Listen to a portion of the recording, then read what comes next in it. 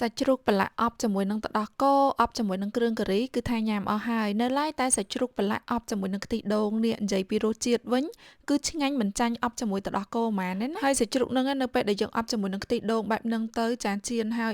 ញ៉ាំទៅសាច់ជ្រូកឡើងទន់ល្មើយឈ្ងុយហើយឆ្ងាញ់ខ្លាំងមែនទែនហ្មងជាពិសេសសម្រាប់អ្នកដែលគាត់មានកូនទូចអីហ្នឹងចាចូលចិត្តសាច់ប្រឡាក់សាច់អាំងអីហ្នឹងគឺត្រូវហើយដំបូងហ្នឹងគឺយើងចាប់ផ្ដើមមកត្រៀមសាច់ជ្រូកសាច់ជ្រូកនេះគឺខ្ញុំយកសាច់លីខ្លាញ់តែបើថាយើងអត់ចូលចិត្តញ៉ាំសាច់ជ្រូកមានខ្លាញ់ទេយកសាច់សុទ្ធក៏បានដែរ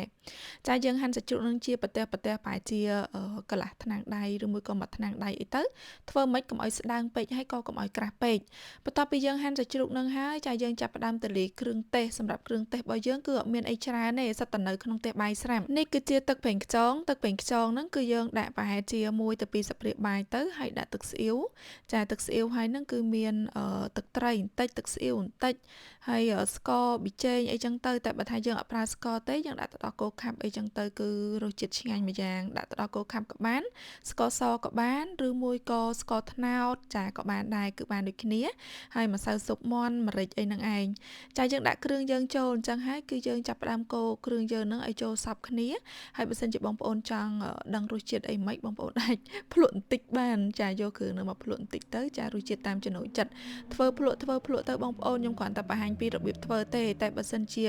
រសជាតិយ៉ាងណាអីគឺយើងថែមថយតាមចំណូលចិត្តខ្លួនឯងពួកអី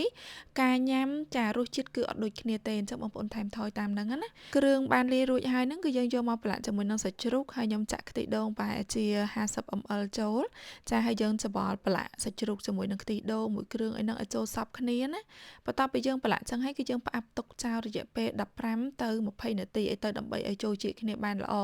បើសិនជាយើងប្រឡាក់ហើយភ្លាមយកទៅចៀនភ្លាមក៏សាច់ជ្រូកនឹងអត់តាន់ចូលជាតិគ្នាឆ្ងាញ់ដែរចាអញ្ចឹងគឺយើងមានតែផ្អាប់ទុកចោលផ្អាប់ហើយហ្នឹងគឺយើងយកមកដាក់ចៀនចឹងមកបងប្អូនចង់ចៀនក៏បានយកទៅអាំងជាមួយនឹងភ្លើងខ្ជុងអីក៏បានដែរតែគ្រាន់ថាខ្ញុំនៅនេះបាក់បកាត់ភ្លើងបាក់អីចឹងទៅគឺចៀនចឹងទៅចាចៀនមកច្រៀងឲ្យឡើងក្រហមល្អមកគឺរួចរាល់ជាការស្រេចហើយមុខនេះគឺធានាថារសជាតិឆ្ងាញ់ប្លែកពីសាច់ជ្រូកអប់ខ្ទិះដូងហើយនឹងគ្រឿងការីហ្មងនិយាយរួមទៅគឺប្លែកឆ្ងាញ់មែនទែន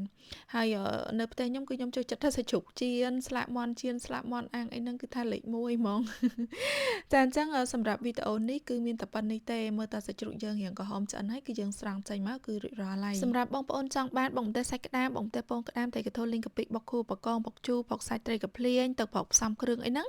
កុំភ្លេចឆាតទៅเพจចាតូបចាប់អ៊ុយនីសាឬមួយក៏เพจនីសាបងម្ទេសក្តាមសេះតែសម្រាប់បងប្អូនដែលគាត់ចង់បានគ្រឿងតុបតែងខ្លួនសម្រាប់សុភាពនារីសុភាពបុរសអីចឹងកុំភ្លេចឆាតទៅเพจNS Beauty Angel អរគុណច្រើនជម្រាបលា